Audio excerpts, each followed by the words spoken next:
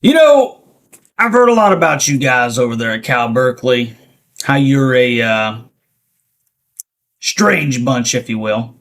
And hopefully you don't mind while I eat. Heard that you guys are really into psychedelics, alternative realities. Up is being down and down is being up. Speaking of that, look at this stinking just juicy hamburger right here, dude. Cheeseburger. Mmm. Mm. Mm-hmm. How you guys think that showering is questionable? Mm. Like so is females shaving their armpits. Mm. Mm-hmm. Mm. Mm. Mm. Mm. Mm. Mm. Eating meat is inhumane. Mm. Oh gosh, bro. It just made me crave like a juicy cheeseburger. Mm. Mm. Mm. Mm. Mm.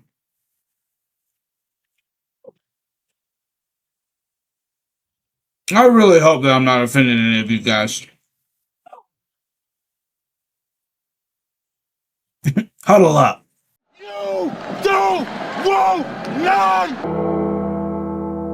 You don't want none! What's going on, Tar Heel Nation? It is your favorite North Carolinian, Ross, the Tar Heel. And in this preview, we're going to preview and predict the score of the UNC Cal football game. It's been an absolutely crazy week in Chapel Hill off of their second bye week of the season with all kinds of speculation going on about, discontent in the Tar Heel locker room amongst the players, possible recruiting violations, and even whether or not Bill Belichick was going to be retained as the North Carolina head football coach. But we finally got through it, dude. It's finally stinking game week again, and I'm really interested to see how North Carolina responds to all the shenanigans that are happening from without the Kenan Football Center. But before we get into this breakdown, man, I've got to send a special shout out to the Huddle Hooligans for helping me keep all these stinking lights on, bro. Thank you guys so much for all your support and the love, and a special shout out to our newest members, Kevin Watson, MD, DJ Ray Ray, Mike 2640, and an imaginary screen. I really appreciate you guys becoming members of the Huddle Hooligans. Make sure that you send me an email to thetarheelhuddle@gmail.com so that I can send you guys a link to the Discord. I promise you don't want to miss out on that. Thank you guys so much for supporting the channel, man. It truly does mean the absolute world to me. And for everybody else out there, you can become a member of the Huddle Hooligans as well by looking for that join button down below. I really do appreciate you guys, man. $550 score prediction and call-in show this Thursday, October 16th at 9 p.m. Call into the show, predict the score of the UNC Cal game, and your boy is going to send you $550 cash, man. The only requirements are that you have to be subscribed to the channel and you have to call into the show to make your prediction. Doesn't cost you a thing. Subscribe to the show, daggone call in, predict the correct score. I'm going to send you $550 cash. Can't beat that with a stinking stick, bro. And then the live reaction and watch party this Friday night at 10:30. Goodness gracious, it's going to be a late one. I just so happen to be working 16 hours before that game. But you know that I'm still going to be bringing the juice for the Hills, bro. Lots of energy drinks in your boy's stinking future, especially on that Friday night. So come hang out with me as the Hills travel west and try to right this stinking ship, dude. And without further ado, man, we'll go ahead and jump into this thing first by looking at the updated ACC standings and the schedule for this week. Number 12, Georgia Tech. Number 18, Virginia and Puke are 3-0 in the conference. SMU's 2-0. Number 2, Miami is 1-0. Pitt is 2-1. Clemson is 2-2. Louisville and Cal are 1-1. Wake State, Virginia Tech, Syracuse, and Stanford are 1-2. Carolina is 0-1 in the conference. And then Florida State is 0-3, with BC bringing up the rear at 0-2. This week in the ACC, we've got Louisville at number 2 Miami and UNC at Cal on Friday night. And then number 12 Georgia Tech takes on Duke and Durham. UConn will travel to Boston College to take on the Golden Eagles. SMU will go down to Death Valley and take on the Clemson Tigers. Washington State makes a trip out east to take on the number 18 Virginia Cavaliers. Pitt heads to Syracuse after a really big win over Florida State. And then FSU will head out west to take on the Stanford Cardinals. So let's get into the reason why we're all here. North Carolina and Cal have met 2 other times on the gridiron, with the Bears currently holding a 2-0 all-time record. The last time that these 2 teams met was a 24-17 Cal win out in Berkeley back in the 2018 season opener. Nathan Elliott was an abysmal 15-35 for 137 yards, 1 touchdown, and 4 interceptions. And he was also UNC's leading rusher with 58 yards. It was really bad. Kind of seems a little bit too close to home to the 2025 season. Now the Cal Bears are coming off of a bye week themselves after being absolutely mollywopped by the Duke Blue Devils at home 45-21. Cal only had 286 yards of total offense and committed 4 turnovers, losing that turnover battle 4-0.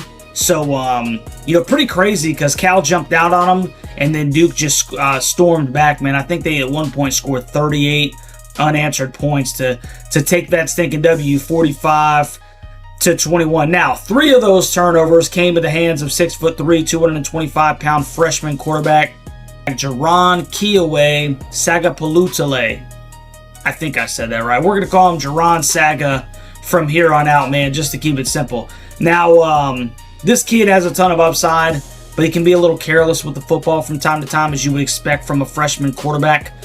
He's currently completing 62.2% of his passes for 1,487 yards, 9 touchdowns, and 7 interceptions. And like I said, 3 of them, he threw 3 of them in the Duke game, and a lot of them were just not seeing guys come underneath. So something for Carolina to obviously keep an eye on. Now, the Bears' leading rusher is the 5'11", 200-pound running back Kendrick Raphael, who has 414 yards on 93 carries, good for 4.5 yards per carry, and 4 touchdowns on the season.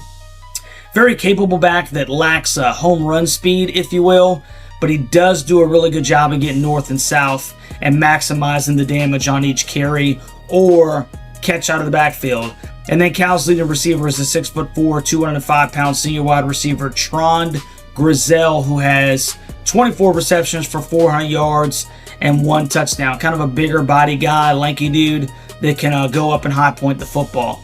Now, the Heels' leading passer to this point is still sophomore quarterback Gio Lopez. However, we're going to highlight senior Max Johnson, as he'll likely be the starter of this football game going into Carolina's 6th game of the season. Now, Max has completed 63.9% of his passes for 383 yards, 2 touchdowns, and no interceptions.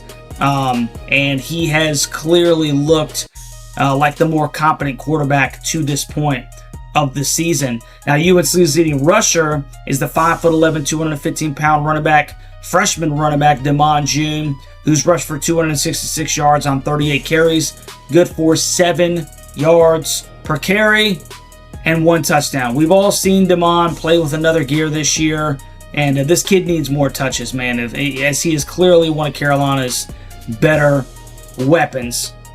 And then Carolina's leading receiver is the 6'2", 190-pound sophomore wide receiver Jordan Shipp, who has 234 yards receiving on 18 catches and 2 touchdowns. Jordan is another guy that Carolina has to maximize the amount of touches he gets. I'd say he at least needs 10 targets in this stinking football game. So let's jump over here really quick to the team stats. And we can see that North Carolina is 131st in the entire country in total offense, averaging 263.8 yards per game, and they are 117th in scoring at 18.8. Not good, my friends. Not good. Cal is 97th in the country, averaging 351.7 yards per game, and Cal is the 93rd ranked offense points per game wise, scoring 24.2. Now, North Carolina's defense is allowing 373.2 yards per game, good for 77th in the country. And they are giving up 25.8 points per game, which is good for 82nd. Cal's defense is only allowing 329.8 yards per game, 42nd in the country. And they're giving up 22.5 points per game, which is good for 59th. So now that we've looked at all the individual statistics and the team statistics, man, let's go ahead and get in Russ's 3 keys to victory, starting with the visiting Heels, man. The key number 1 is this, dude. Run the damn ball. Period. Carolina's got to establish the run game against the Bears out on the road, man. Damon June is one of our best weapons, and there really is no good reason why that young man is not getting 15 to 20 totes a game. And I do believe that you can have some success up the gut against this Bears defense, even with the bruiser like Benjamin Hall that's just going to get downhill, man, between the tackles. You have got to run the football. You've got to run the damn ball and be physical up front to have a shot in this game. Key number 2, work the middle. Now, Max Johnson needs to work the middle of this field with his brother, Jake Johnson, and Jordan Shipp. And once the Heels have established the run, that Cal defense is set, and that Cal defense is set on taking away the run, Max is fully capable of utilizing his size to get the ball over the middle to the tight ends and receivers on quick slants and posts, man. Jordan Shipp, like I said, needs 10 targets in this game, and they have got to work the middle of this Cal defense. And key number 3, man, you got to collapse the pocket around Saga. Puke did a really good job of pressuring Saga off the edge, which collapsed the pocket. When the pressure came up the middle, he utilized his athleticism to get outside and make some plays in the pass game off of breakdowns and coverage. But when the pressure came off the edge, you could kind of see the freshman in him a little bit, right? Eyes occasionally would come down. He's looking for escape routes, and Puke was able to sack him 6 times in that football game. That's huge. So guys like Melkart Abujide and Price Yates are going to need to step up in this one. We've got to get pressure off the edge. We've got to collapse that pocket around him and make him feel the pressure, around him. And now for the Cal Bears keys to victory. Key number 1, crowd the line of scrimmage, bro. The Heels quarterbacks have combined for 813 yards, 5 touchdowns, and 4 interceptions through 5 games. If I'm Justin Wilcox, bro, there ain't no way in the world I'm going to let you beat me on the ground. I'm making Max Johnson show me that he can win a football game through the air. I am crowding the stinking line of scrimmage, bro. Key number 2, make the corners tackle. When you're on offense, man, quick passes to the outside, making those Carolina corners and safeties come up and tackle in open space is the name of the game for me. You do not want Saga to duplicate the turnover issues down the seam like he did against the Duke Blue Devils, man. So give him a ton of quick passes to the sideline and force those Carolina corners to tackle. It has not been their strong suit to this point of the season. And key number 3, dude, pour it on. If Carolina gets down by multiple possessions, you can go ahead and put a bow on this thing, okay? The Heels have scored 20 or less in 4 of their 5 games this season. So, go ahead and pour it on from the get-go, and it will take an absolute miracle for this Carolina team to come back in this game. So now that we've taken a look at the keys to victory, let's get into the prediction portion of the show. Looking at the updated leaderboard, we can see that Hutch and I both picked Clemson to beat the Heels, moving us to 4-1 on the season, along with the college football sim. That was actually pretty daggum close, man, to that final score. And then the fan poll is right now sitting at 3-2. So let's start things off with our favorite honorary Tar Heel and our favorite Yenzer, Hutch. How in the world do you see this one playing out, Hutch? What's up, Tar Heel Nation? It is your boy Hutch back with the Week 7 prediction. And before I get this started, I want to say that I try to keep this segment light. I want it to be fun and entertaining and hopefully make you laugh and put a smile on your face. But I want to address the elephant in the room of the last 2 weeks with the program and state that this is not Bill Belichick's program. And this is sure as hell not that expletive deleted Mike Lombardi's program. This is your program. This is Russ's program. This is Dennis's program, who may be a bigger Tar Heel than Russ. This is Preston, who will be, if that team's 2-8, he's going to be at the games. This is Lovey's program, Scott's, Daryl's, all the Tar Heels that show up, watch the live streams, that truly want this to be a successful football program. This is your program, and you deserve better. You deserve better than the product on the field. You deserve better than the toxicity that has come out over the last couple of weeks. You deserve better. And hopefully y'all can get it straightened out to the point where one day, no matter who's coaching, no matter who is at the helm, no matter what, you will finally have the football program that you deserve. Because there are too many people like Russ that I know would give his left nut to be able to play one snap on the field of Keenan. One snap wearing that Carolina blue with that helmet with that interlocking NC on his head. And I know there are a lot of you who feel the exact same way. So that being said, we're going to get into the prediction portion of this video. This week, your North Carolina Tar Heels will travel cross country to take on the Cal Golden Bears in Berkeley in a Friday night tilt on ESPN. These two teams have met twice previously, with Cal holding a 2-0 advantage with wins coming in 2017 and 2018 in a home-and-home series. The Cal Golden Bears might be the most schizophrenic team in the country. They come in 4-2. They're 1-1 in the ACC. They have a solid win against a solid Minnesota program in which they look pretty good, and followed that up with going and getting pasted and shut out by San Diego State 34-0.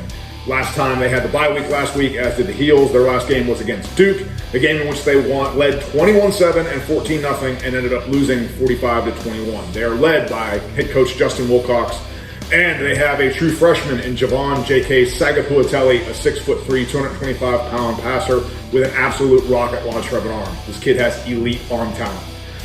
That being said, he is a very high-risk, high-reward guy with a relatively low completion percentage to interception ratio. He's thrown 9 touchdowns, he's thrown 7 picks, and 5 of those picks have come in 2 games, both losses. He threw 2 against San Diego State, 1 being a pick 6, and 3 against Duke, which really hurt that offense and put their defense in some really bad situations. Justin Wilcox has always had a fairly solid defense. I think Cal is around 61st defensively, so solid if unspectacular. I'll put it to you this way, they have more to play for. They are 4-2. This win, if they get it, would put them at 5-2, 1 win away from bowl eligibility, which is something Cal desperately needs. The late, great Mike Leach had 3 rules for his team, and one was, 1, be a team. 2, be the most excited to play the game. And 3, be the best at doing your effing job. And I think Cal's going to come in here and they're going to beat the Heels on all 3 of those. Watching the Clemson, North Carolina game was really, it was difficult. It's been hard for me to remember a time where a team came out that flat and disinterested to play a game against a conference opponent, one that is defending conference champions and has been the pinnacle of the ACC with a couple national titles. And they came out and the Heels looked like their mom told them, hey, we're going to Disneyland, and they end up at the effing dentist. I mean, that's the level of interest and just absolute kind of vitriol that team had for playing that game. And that has to change. Now, what's going to change? I don't know. But until I see something more from the Heels as far as actually some life, some wanting to play these games, some fight, and being able to score points on offense, I can't pick them. I'm going with Cal. I think Cal's going to win this game 27-13.